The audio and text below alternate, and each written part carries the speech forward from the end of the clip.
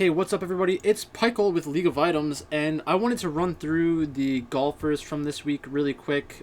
Basically, just going from from bottom to top. Excuse me. I'll talk about a couple of the players that I'm somewhat interested in. So, at this tournament, it's an invitational. It's a no cut, so we don't have to worry about anybody missing the cut. You do have to worry about people withdrawing. From this tournament, though, there have been some golfers like Dustin Johnson that have either withdrawn or been playing horribly recently due to injury. I think there are questions about Brooks Koepka being injured as well. But yeah, this is a WGC event, the St. Jude Invitational. Last year, who won last year? Brooks won last year. And it's kind of like a star-studded field, typically. A lot of WGC events are like that because there is a very big prize pool in general. But in terms of the course, I don't think that you need to be a long hitter to play well at this course. Daniel Berger won this event twice in the past 4 years. I'm not sure if they switched courses or anything like that, but just the fact that he can compete there. Webb Simpson came in second last year. It just means that you don't need to have elite length off the tee to be very competitive, but it's always kind of a nice to have, not a need to have. But as we go through this, I think it'll become pretty clear what kinds of golfers outside of the elite talents have a chance. But in such a strong field, it's tough to feel good rostering anybody who doesn't have a very high pedigree or track record or is like an up-and-coming star. So first up, the first player that I'm looking at this week, I'm not sure if I'm going to actually end up rostering him, but Haotong Li. Haotong Li is probably the best golfer in China or from China right now, has the elite upside, and is kind of their hope to win a major within the next 10 years. Unlikely, but I think there is a chance, especially after his performance at the Open a few years ago. Next up, we have Cam Champ, which is at a shocking price tag, $6,200. Cam Champ is on the same level as like Matt Wolff, Victor Hovland, and those kinds of guys. I think that when we look back at this period of time, Cam Champ is going to be in that same conversation.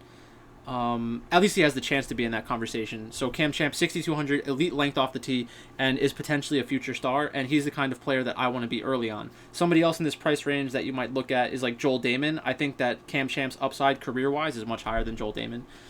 So even though Joel Damon is at a cheap price and fits the mold of what could work at this course, he hasn't done really well in elite fields in the past, so that kind of scares me off of him. The next player I was considering was Sung Kang. Sung Kang is another player that I like rostering in general because he typically comes at very low ownership and has decent length off the tee, but not elite length off the tee. He switched his swing coach to copy Matt Wolff after he saw Matt Wolff swing. That's pretty insane. Well, not copy, but become more similar to Matt Wolff. So Sung Kang is somebody that I like in weaker events. So I'm not going to be playing him this week, but I think he's another golfer that could theoretically fit the mold if you're building like 150 lineups. Next up, we have JT Poston. He had a top 20 here the last time he played here. But again, he is not an elite player in my mind. So he's like a step below the young guns that will probably be dominating the tour for the next 10 years. And I think Cam Champ is a better talent than JT Poston. So, I would go to Cam Champ before I go to JT Poston. Next up, we have Shane Lowry, who's at a very low price. $6,600. Shane Lowry has won a major. So why is he not priced up higher? Maybe it's because he's not a very popular DraftKings play. In a no-cut event, I don't see why you wouldn't take a shot on somebody like Shane Lowry. He isn't really the kind of player that goes super low, so maybe that's one reason not to pick him this week. But I don't know. He's always a pretty interesting name. I forget what the winning score was here last year.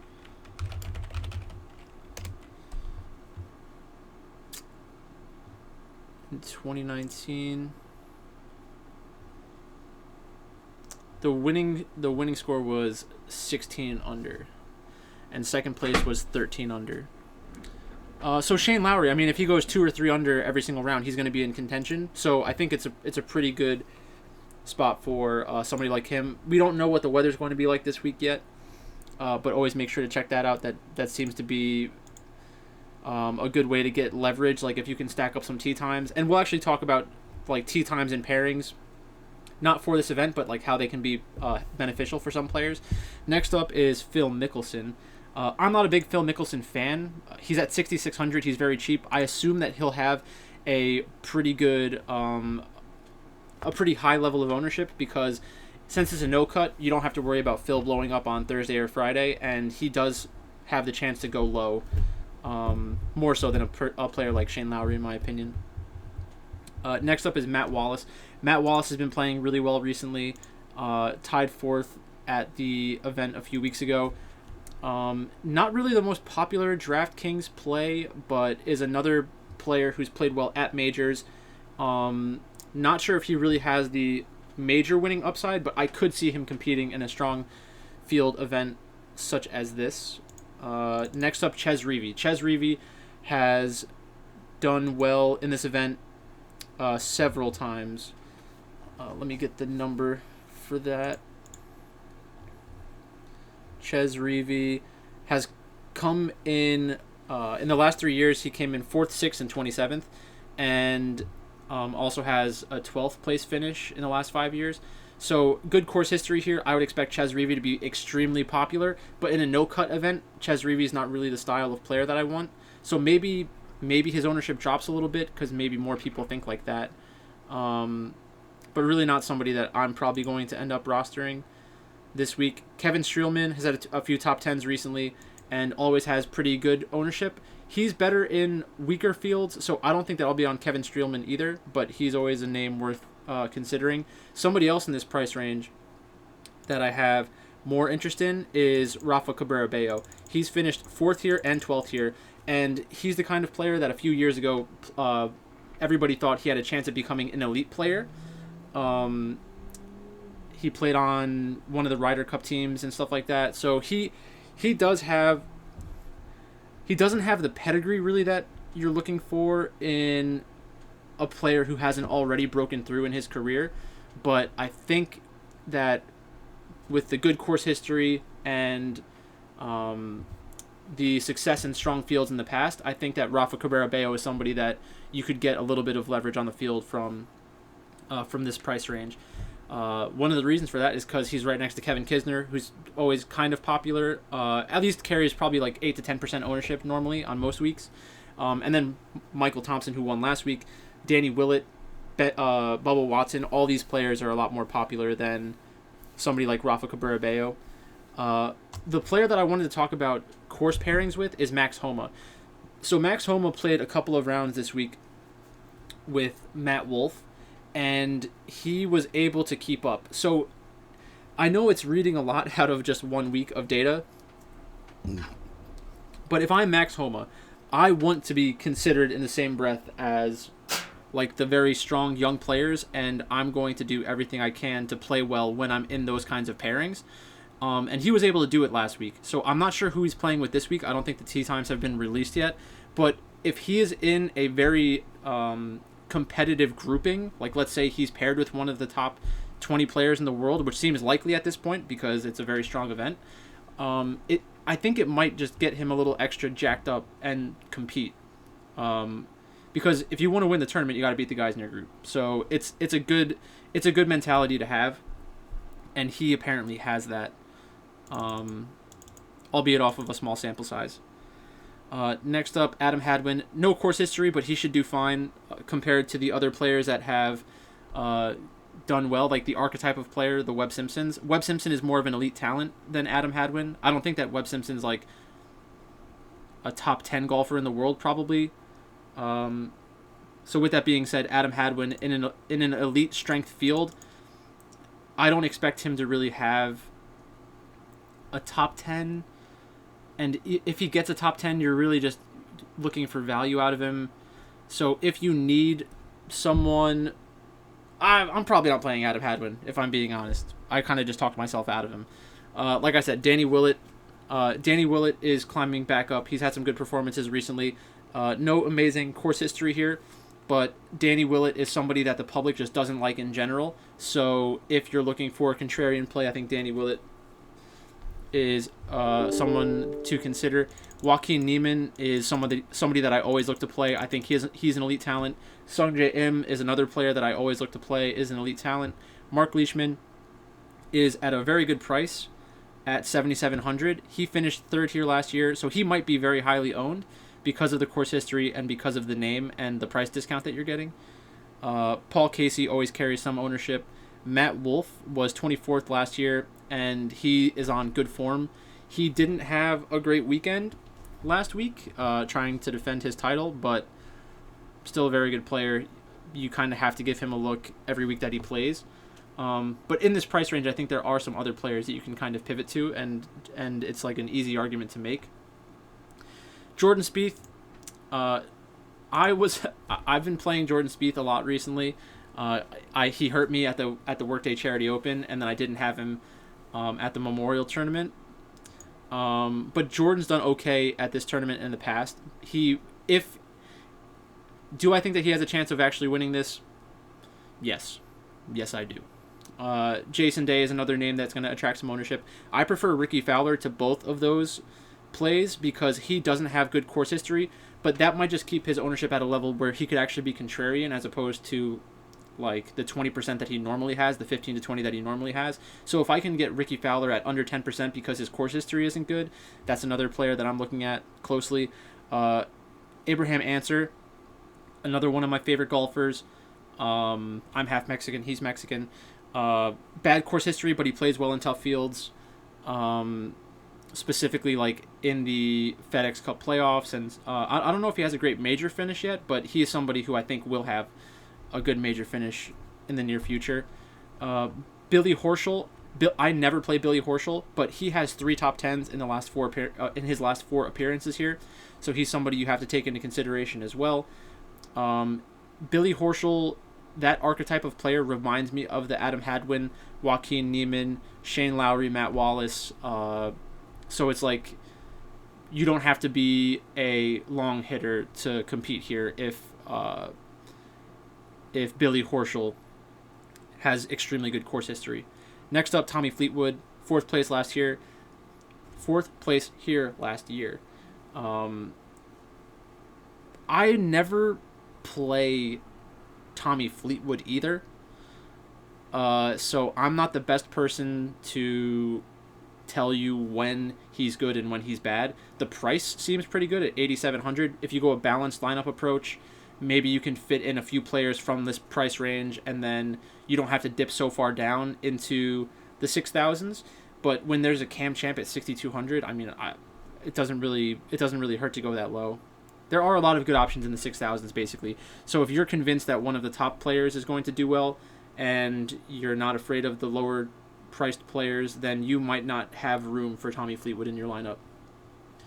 Next up is Hideki. Hideki, I think, will have low ownership because of the players around him, and I'm always on Hideki.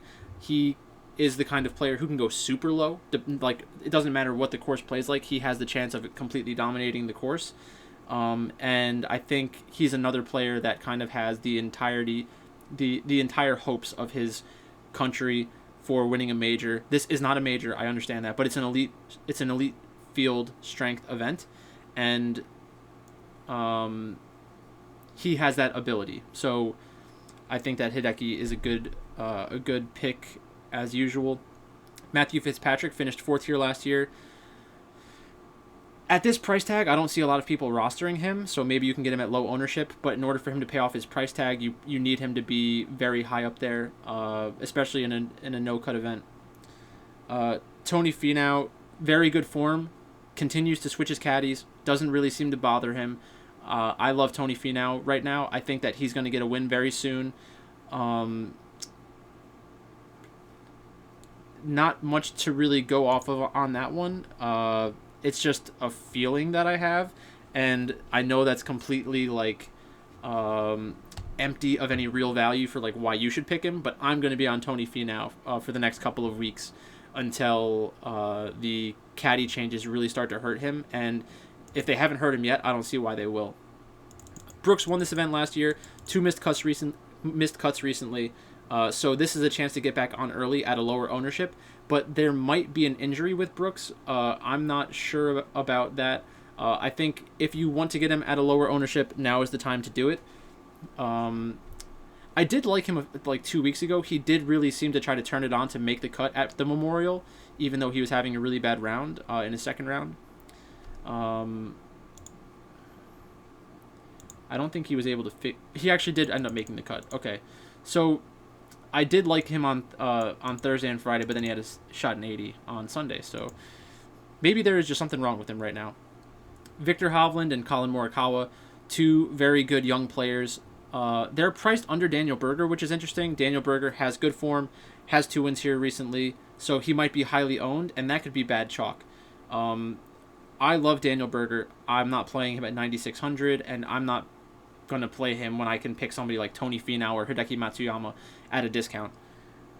Next up, Tyrell Hatton has been on extremely good form recently. He's 6 for 6 in made cuts, and he's only playing events that he kind of thinks are important, I guess. So he played the last WGC event, the last 2 WGC events. So a top 14, tied for 14th and tied for 6th. Then he has his win at the Arnold Palmer, tied for 3rd at the RBC, and then tied for 4th at the Rocket Mortgage Classic. So people who are just going based off of box scores will probably want to get somebody like Tyrell Hatton into their lineup. It's pretty tough. Like, there's competing narratives here. So obviously you want to get the elite talent, so you can get somebody like Colin Morikawa, Victor Hovland, Dustin Johnson, Brooks Koepka at a lower price. So that might limit the ownership of Tyrell Hatton because players aren't used to paying this much for him, but his recent form justifies being priced this high. So he may actually stay at a low ownership. That's the only reason why I would play him. It's like a pricing play or an ownership play. I don't love his winning chances compared to most other players in his range. Xander Schauffele, I'd probably rather have Xander than Tyrell Hatton. But it's another player that you could pay up to be a little bit different from the Berger, Morikawa, Hovland, Dustin Johnson, Brooks Koepka. Like, it'll probably be an interesting 2v2 where you can get somebody like Xander as opposed to those other players. And because of how strong this field is and how like soft the pricing is, like you can get very good golfers in the 8,000 range or even the 7,700 range with Mark Leishman. It might just level out the ownership a decent amount. Like, you won't have to get one of the top 5 players to feel like you have a realistic chance of having the winner in your lineup. So Webb Simpson came in 2nd last year. He's always in play, not a very exciting play in general, not the kind of golfer that I typically roster, but good course history here, so you can't hate that. And then the top 5 players in the field are Jon Rahm, Rory McIlroy, Bryson DeChambeau, Justin Thomas, and Patrick Cantlay. You don't need a specific reason to roster any of those guys. If they're playing, they're a decent play. So that's basically all I have for you this week. That's kind of where my thoughts are right now. I need to know more about the weather and more about the tee times before I have any definitive opinions about this, but I don't think I'm going to have enough time to make more golf lineups or more golf content tomorrow. I'm playing golf, and the last time I played golf, we all remember what happened, so not sure if I'm going to be able to do anything when I'm finished playing golf tomorrow. And I'll still have to do like League of Legends content, some basketball content, and everything like that. So thanks for watching, and I'll talk to you later.